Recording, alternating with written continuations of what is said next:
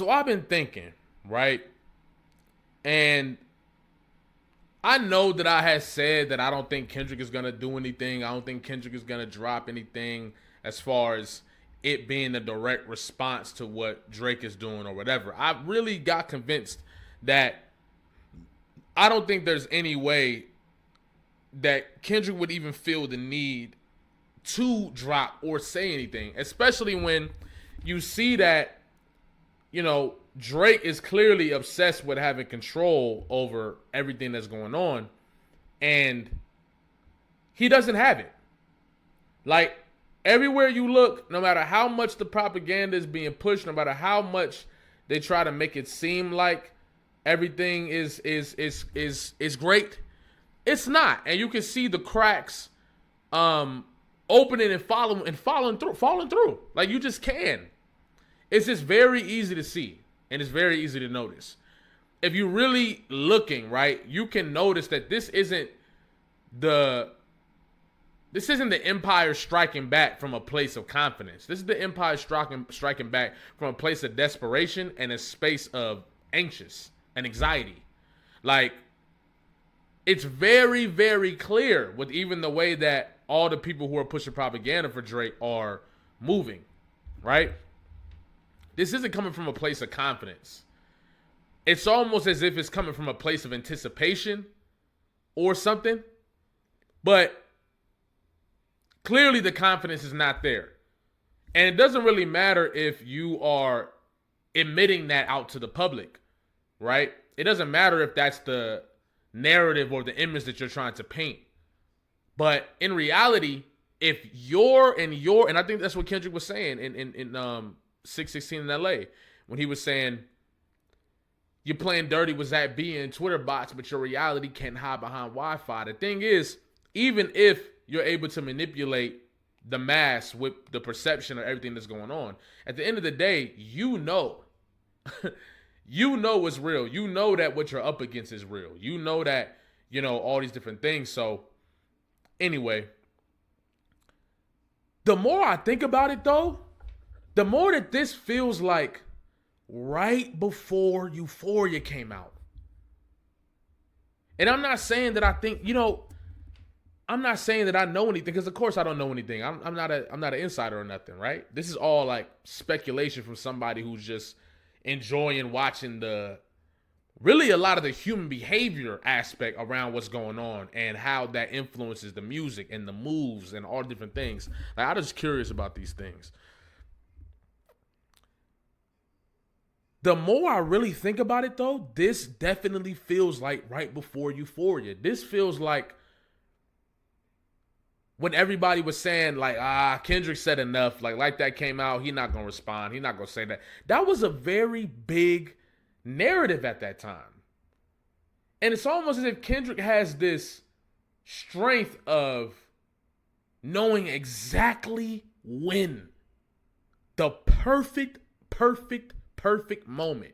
Right when you think Kendrick will not pull up or show up, and Kendrick is too big for the situation, or Kendrick is over the situation, or Kendrick is moved forward.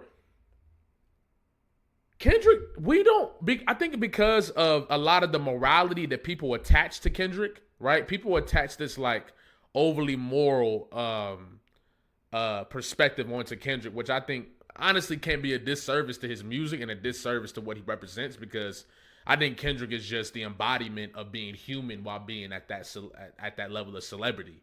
And the reason why people look at it in such a special way is because it's rare to be able to maintain that at that level of celebrity.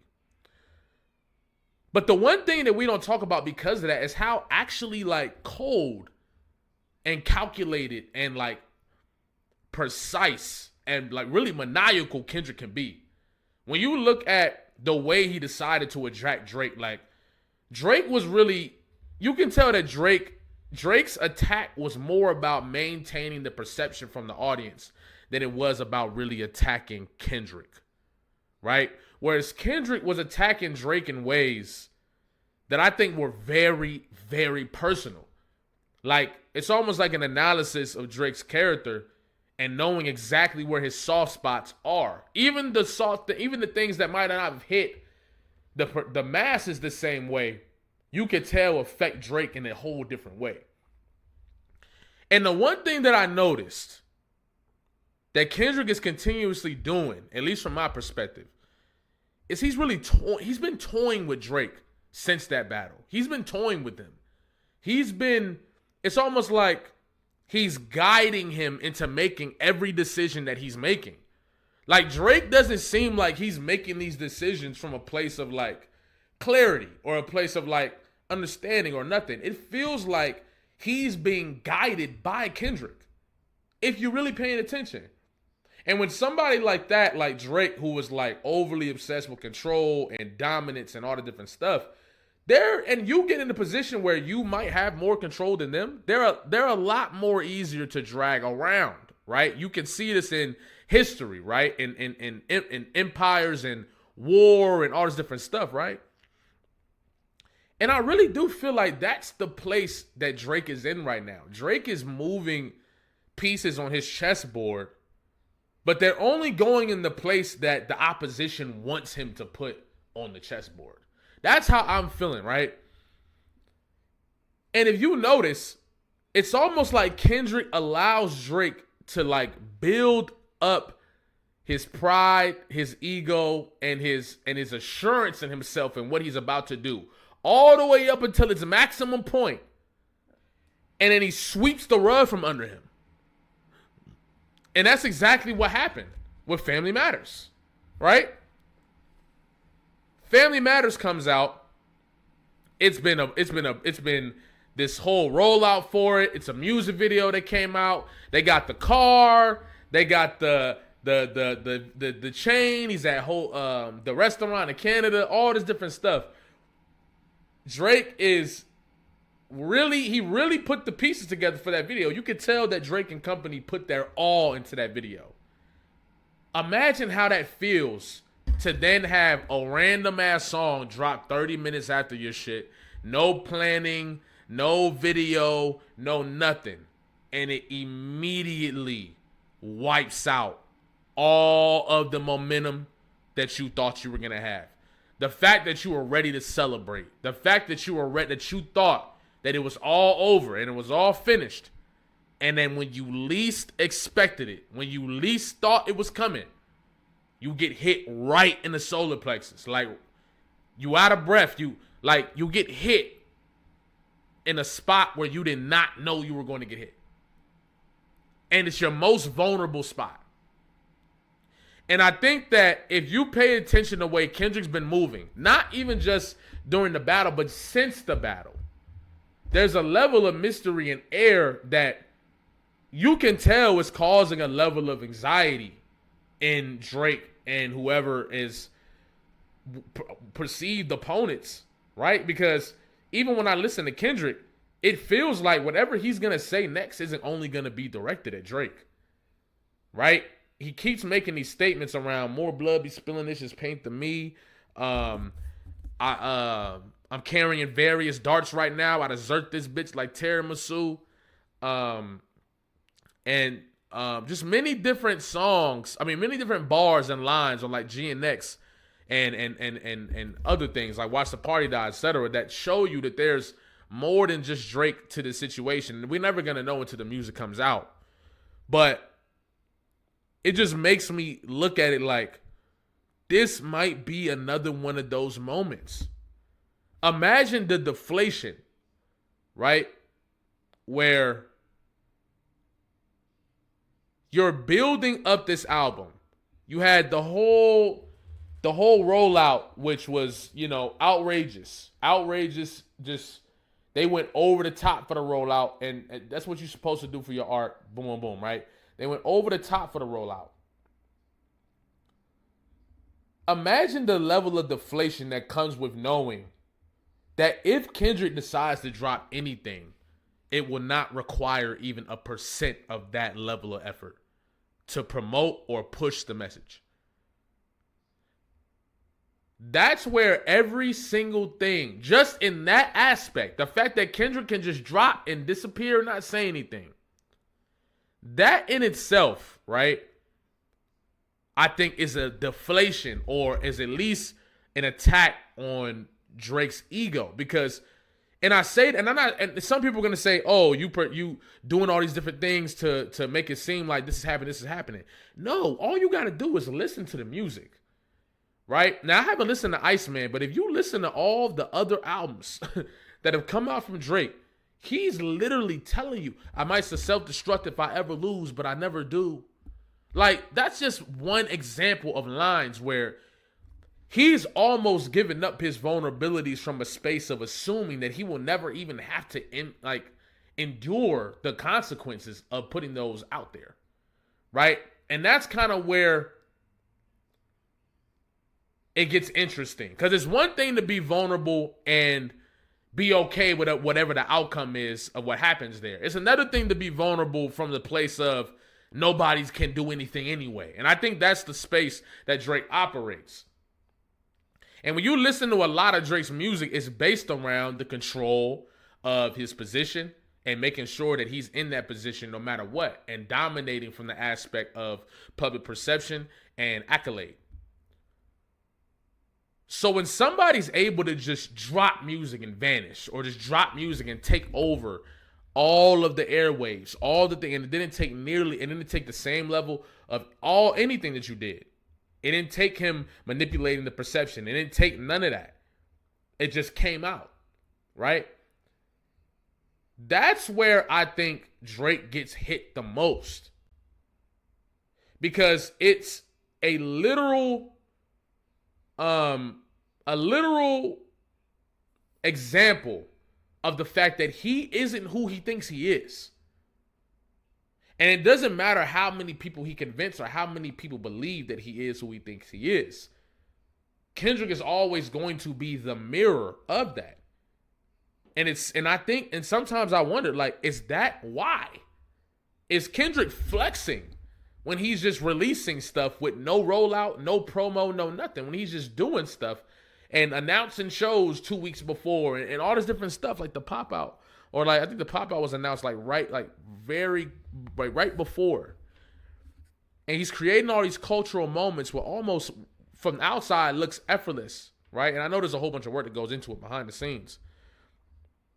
It's proof of it's proof of the fact that Drake isn't who he thinks he is. And that was what Family Matters to Meet the Grams, to Not Like Us. Forget the fact that the song dropped 30 minutes after. Forget that Not Like Us was a banger and it's the biggest diss track of all time and one of the biggest hip-hop records of all time. It's the fact that Kendrick not only showed him, I can go somewhere that you didn't think that I was able to go, and simultaneously wipe out everything that you tried to do in one motion. In one motion. And that shows Drake that there's a level of power that he does not have in comparison to Kendrick. Which, in my opinion, is why he wanted to see the contracts. He's trying to find a way to really come to terms with how this is taking place. How could this have happened? How could this have possibly happened like this? It doesn't make sense. If I'm Drake and I sell all these records and I have all these accolades and Kendrick fell off, Kendrick's supposed to be the Nas guy. Kendrick is supposed to be the, how did I lose? How did I lose like this? To looking into the contracts, to wanting to know the partnership between Kendrick Lamar and UMG, to wanting to know all the ins and outs to what Kendrick Lamar's got going on. A lot of this screams, I need to know why this happened to me. I need to know why I'm not the one who walked away with the crown and ended it all and proved once and for all that I'm the greatest. I need to know why, after all of this time of putting this work in and putting this and building this and even building up the battle and having a scheme and a plan ready to go, how it didn't work out. There has to be foul play. UMG had to have boom. Like Drake is in a position where he can't understand what is going on till this day. Till this day. And that's why he's obsessed with getting revenge. He's obsessed with like finding a way to get back. Another thing that Drake makes very obvious in his music, if you pay attention. So Kendrick, who I'm pretty sure is aware of this, because he did a great character analysis, character breakdown of Drake in Euphoria and Meet the Grams. And you can tell that those things were affected because of how Drake perceived what's being said, right? Or what was being said. This makes me think that not only was Meet the Grams coming out shortly after a great chess move, but it was a psychological way to break down Drake's walls, like break down Drake's idea of who he is and what can actually happen. Right? The fact that Kendrick was even able to say some of the things that he said about Drake, that makes me think that also had to be calculated, not just to say what he's going to say and defend his own name, right? But Drake couldn't believe that somebody was able to say something like that against him, because he's been in situations where he's able to use his power to silence people. So he's already assuming there's no way that Kendrick can say this type of thing about me and get away with it. There's no way. There's no way it'll come out. But the fact that it came out was a hole being poked in Drake's identity. And Drake realizing, I'm not the guy that I thought I was. As a matter of fact, Kendrick might be the guy that I might have thought that he was. And you hear it in the things that he says, right? In the narratives that they create for him. Think about all of the narratives that are created for Drake in order to dilute this battle, right? They're all based around Drake actually being the guy and Kendrick being irrelevant in the matter of him being cooked. It's got to be UMG. It's got to be all these other things. That is a prime example of Drake not wanting Kendrick to be the reason, right? He can't accept that Kendrick is the reason that he's at where he's at right now and the people perceive him the way they perceive him. He can't accept that, right? So when you fast forward to everything that's going on today, for the last few months, the build-up, the promotion, the narratives have been coming out against Kendrick, all these different things. This feels like another situation, like Family Matters, or like right before Euphoria, where Drake is becoming inflated. Again, the confidence, the arrogance, the pride, the ego, the dominance, the control, right? And all these podcasters and whatever that are getting back on his side are more of examples and maybe proof to him that that's working, right? And you can see it in the way that he's moving.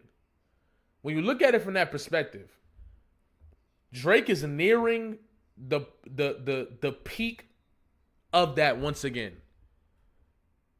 Right? And I feel like Kendrick might actually strike in the most random, unpredictable, just out of nowhere way possible. To where everybody is completely caught off guard and everybody is completely at disarray of what's going on. And, you know, I don't know if it's that much significance in my personal opinion. We did just enter Gemini season. We did just exit the Taurus moon, I'm pretty sure. And I think Pluto's moving into Aquarius, if I'm not mistaken. There's a lot of different things that are going on, even in the stars, that are pointing towards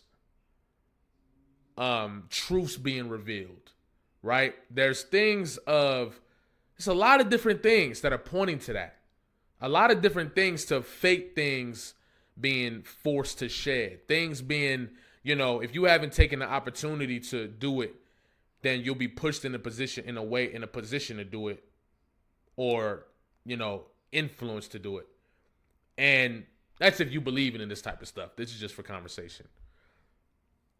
And we can break that down a little more. I've been talking to somebody recently too. We've been going back and forth about a lot of this stuff and how some astrological things are even correlating with what's going on. It almost feels like that would be the thing that happens. And I wonder, sometimes I even wonder, like, in my batshit brain, like tinfoil, was Kendrick even aware of what Drake was about to do? Like, I think about Project 3, right? Little reach right there. But sometimes I wonder, like, is that communication as well? But probably not. All I'm saying overall is I changed my mind. I feel like we could be getting and seeing Kendrick Lamar strike or drop music or whatever way sooner than we thought. Like, within the next few months. I wouldn't doubt it. There's something in the air about that too. It just is. You know what I mean? And I'm very, very interested to see how this is all going to play out. But this eerily feels like right before Family Matters, right before Euphoria, right when Family Matters dropped into this really feels like that. And I feel like it's not going to get to a point where we know when it's coming. It's going to be random, and it's going to be out of the blue, and it's going to be probably devastating. And I'll expand on this a little more because I have more to say about it, but just wanted to give a little rant real quick. And yeah, more theories on the way for the Patreon. I think I will end up dropping the Michael Jackson theory on YouTube. I'm thinking about it. But regardless, the Patreon is going to be having more theories around this situation and around everything that's going on. I do got more theories that are just for YouTube in general coming as well. So we finna get back to that. And because I love doing the theories with y'all for sure. Get back to the lives, breaking it down live with y'all. But yeah, that's really all I had to say.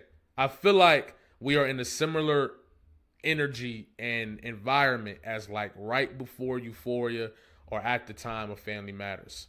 And who knows? We all could just be looking for that level of excitement again. And that's one thing we do get to acknowledge. Like, all the things that we're talking about and thinking Kendrick's going to do this thing, that all could just be aligned with us, like, wanting to experience a level of excitement like that within hip-hop once again, right? The excitement of GNX, the excitement of Let God, sort of like all these different things, right? Wanting to experience those levels of excitement from the genre and from what's going on within. Because there's been a lot of historical moments in hip-hop that we've never seen before happen over the last 2 years. I think we all know that maybe there's going to be more moments coming, and that could be the very reason why we're doing that. But also, who fucking cares? We're having a great time. Coming up with theories, coming up with ideas, and I think this next few months is going to be even more fun to break shit down. So, yeah, but I appreciate y'all. Like, comment, subscribe, especially if you're new here, especially if you've been here. I will be putting the Patreon in the description. Thank y'all so much to everybody that subscribed to the Patreon, everybody that's paying for the Patreon, everybody that's switched over to the conspiracy theories, right? And everything that we pretty sharing on the Patreon. You feel what I'm saying? Thank y'all very much, okay? I'm going to catch y'all. Y'all have a good day.